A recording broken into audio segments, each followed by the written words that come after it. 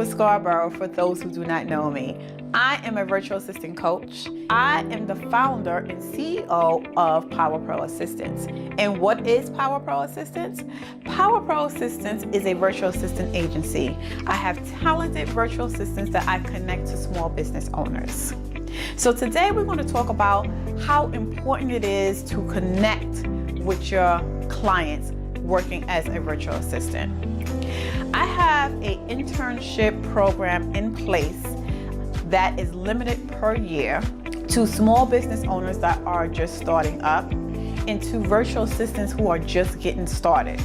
So in this internship program, I guide the virtual assistants and train them while they're working with the startups. And the businesses that I connect them to are in agreement that these are virtual assistants that are just getting started and there's a lot of things that they don't know. So who's not going to take that for free? 5 hours a month for 3 months, you could get, a business owner could get so much done within that time frame and those amount of hours. So let's talk about how to work with clients. The most important thing that you want to do when you are first working with a client is send them your expectations. I call it expectations, I call it a welcome packet, I call it policy and procedures, whatever you want to call it. That is a document that you are going to send to your client to let them know what your boundaries are, what you all about, how you work, and the hours of operation. In that welcome packet or policy or document that you create for your business should be practiced with every client that you have, because that sets the stage to let them know that you are a business owner and you know exactly what you're doing and you know how you want to work and you work in and you are an organized virtual assistant. And in that welcome packet, you should welcome them with a nice greeting to let them know what this document is about. I'm going to walk you through how I work. And these are the hours of my operations from Monday to Friday, whatever time you're setting for yourself, and let them know what days that you do not work. And if they do request to work on the days that you're not working, put a stipulation in there to let them know that if it's agreed upon between you two, then they will have to pay you a fee for it. You're a business owner now, so you should act as one. Sometimes it's okay to give things for free and you want to give things out of the kindness of your heart as well. But also, you don't want to continue to do that and practice that all the time, because then you'll be out of business and you won't be making any money in this business. So there's certain things that clients would like. And as a virtual assistant, a lot of clients think that when they work virtual assistant, that they are there at their beck and call. This is not so. To my business owners out there, this is not so. Virtual assistants are not your personal assistants. Virtual assistants are not like someone that you can go to from 9 to 5 at an office. They work remotely from home and they have multiple clients. So they work according to their priority. What is high priority, medium, and low priority? Just like if any business owner is setting the task for the day, this is what virtual assistants do as well. Not to say that not each and every client is not important. Every client is important, but virtual assistants have the skill sets that they are able to work seamlessly behind the stage to make you feel like you're the only client that they have. And if you have a virtual assistant that make you feel that way, you have a pot of gold. And you will want to hold on to that virtual assistant because she or he is good, okay? So let's move on to the things that you need to do effectively and efficiently when you're working with your client. So we have that document where it's a welcome document letting them know with the rules and regulations, hours of operations for your business, or anything that you think is valuable for your clients to know. In that document is written in black and white.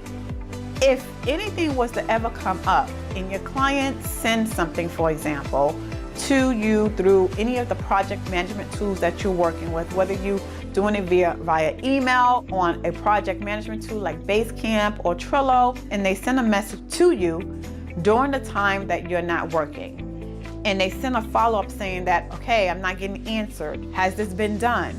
Or are you going to answer me? And they get upset about that.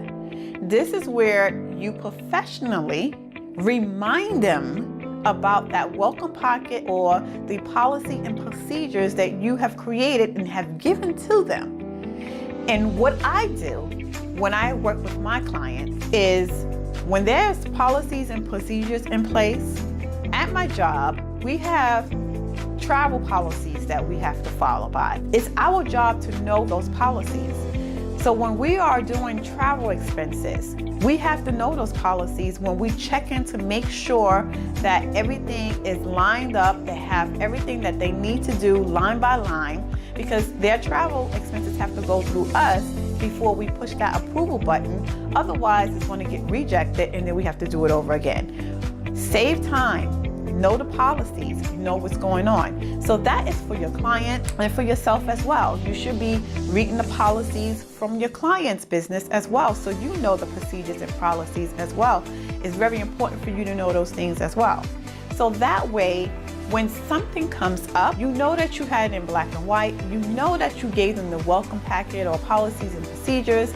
You can always go back and do a little quick screenshot, reply back to them, and you can nicely say in a professional way, as per my policy, these are the days that I'm off, these are the days of my hours of operation.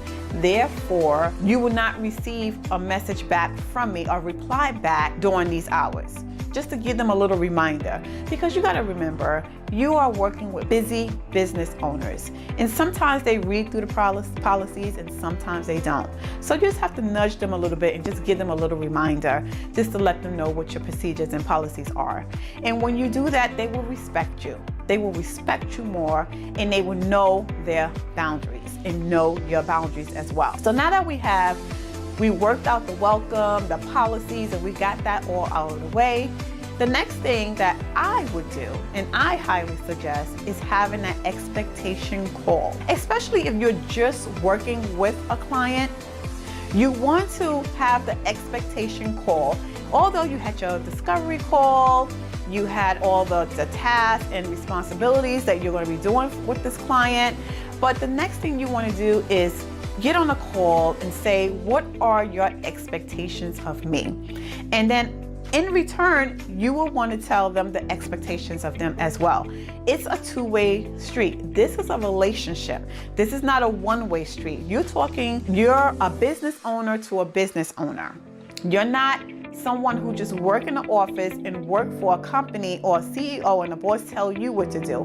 Although there are some expectations and boundaries there too. But the difference is that you own your company and you're a business owner now, and you make your own rules and regulations, and they have to respect that as well. So once you set up that expectation call, they will respect you more, and they were like, wow, this person is good because I got my policies and my procedures.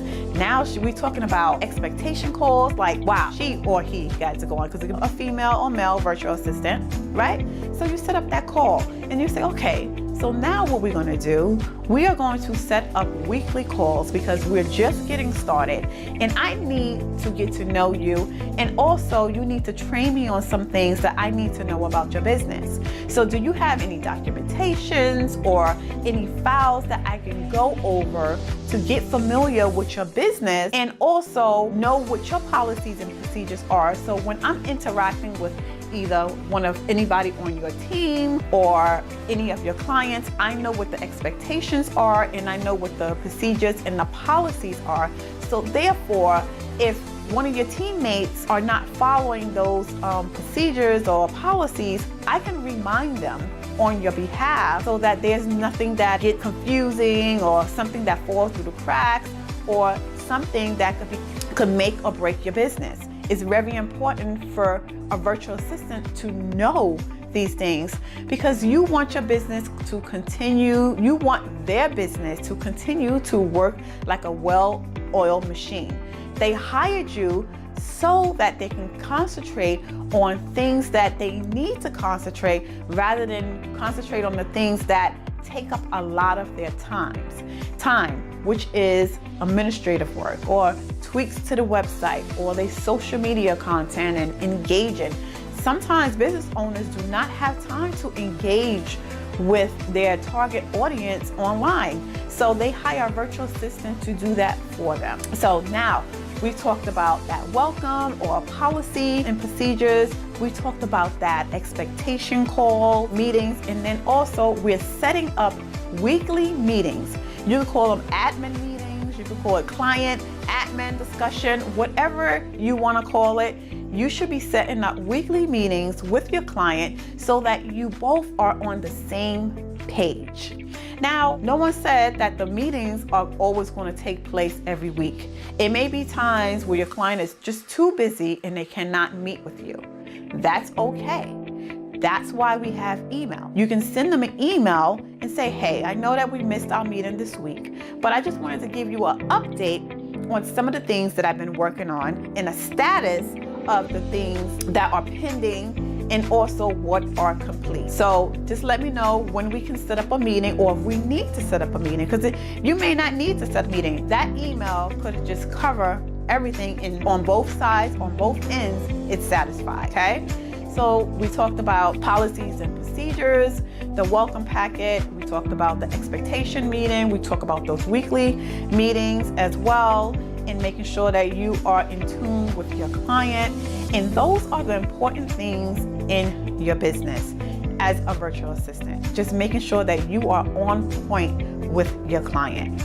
And last and not least, what do you do when your client does not respond to you and you need to get your project or whatever task that was assigned to you done because you have a question or you got stumped on something? What do you do? Well, I'll tell you what you need to do. You need to send an email to your client, and that goes back to the policies and procedures or expectation, your expectation meeting. I expect to at least get a response within a 24-hour period, right?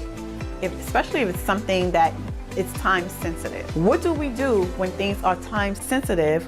When I don't understand something or I need something from you or I have to get your approval on something, what do we do then? What should I do? And then your client will tell you. They'll either tell you, send me an email that says urgent, or just send me a text, or put it on my calendar. Whatever method they're going to tell you, those are the methods that you are going to use, right? Don't be afraid to open up your mouth and say that what other avenues I can use to contact you. Don't be afraid to pick up the phone and call your client. It's okay to call them. It's okay to text them, because that shows that you really want to get this project done and you really want to fulfill your obligation and you want it to be done on time, because it must have been important if they gave you a due date. And if they gave you a due date, it's because they need that for something, right? Whether it's content for their clients or something that needs to go out to customers or whatever it may be in their business. It's important if they give you a due date. So you want to do everything possible to get in contact with this client. If you have a question or you don't understand anything, it's okay to ask questions. My thing is that no question is silly. And also, I had one client that I had that it was one time, I think it was just so many things that I was doing.